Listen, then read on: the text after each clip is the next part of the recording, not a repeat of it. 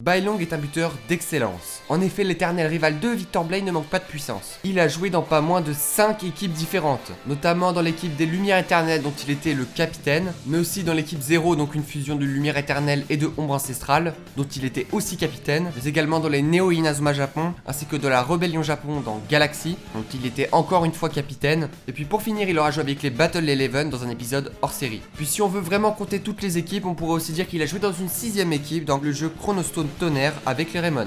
Comme on a pu le voir, Bailong a été 3 fois capitaine dans les 5 équipes auxquelles il a joué. On peut donc en conclure que Bailong a vraiment l'âme d'un leader et d'un capitaine. Petite note, il apparaît dans 2 des 3 films d'Inazuma Eleven. Alors pour ce qui est de son histoire maintenant, Bailong est d'abord apparu comme un antagoniste du 5ème secteur vivant sur l'île du Sanctuaire.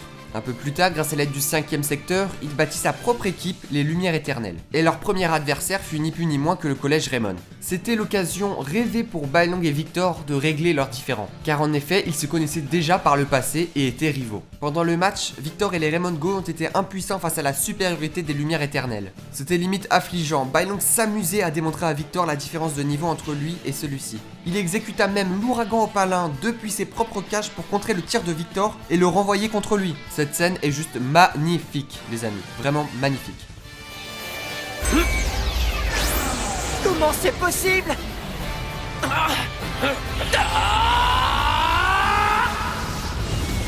Ouragan opalin! Il a repoussé le tir de Victor avec un autre tir. C'est impossible!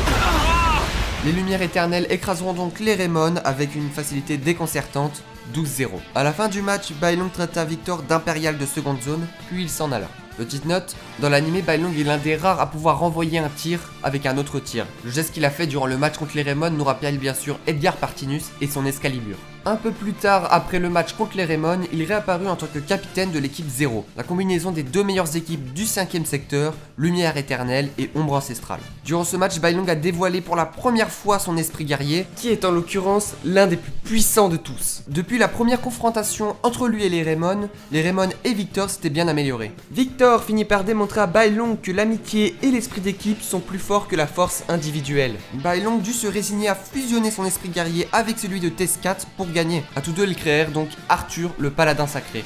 Arian, Victor et Ricardo furent de même et créèrent Griffon.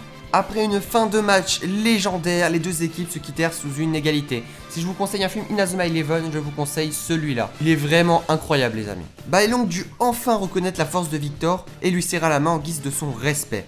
Il lui dit qu'il sera de retour pour jouer au football avec lui afin de le battre. Lui, Victor Blade, son plus grand rival. Dans Inazuma Eleven Go Galaxy, il se présentera afin d'être sélectionné en tant que joueur d'Inazuma Japon, mais il ne sera pas choisi. Il ira donc s'installer dans les gradins pour regarder le match entre les joueurs sélectionnés et la Royal Academy, et il en profita pour souhaiter bonne chance à Victor qui, contrairement à lui, a été sélectionné. Lors de cette saison, Bailong suivait avec attention l'avancée des Inazuma Japon. Et un peu plus tard, il rejoindra la Rébellion Japon, une équipe composée des meilleurs joueurs non sélectionnés. Mené par Caleb Stonewall, il finira par prendre sa revanche sur les Inazuma Japon en leur inculquant une véritable leçon de football. Après le match, Victor et Bailong se saluèrent une dernière fois avant de reprendre tous les deux des chemins différents.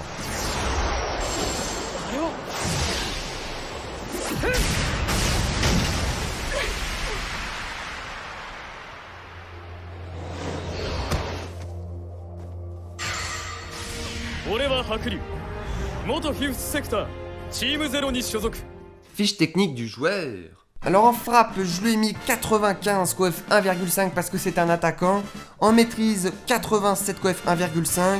En passe, 75. Alors j'ai rajouté la catégorie super technique à la place de la catégorie précision. Donc voilà une nouveauté. Alors en super technique, du coup, Bailong, je lui ai mis 91.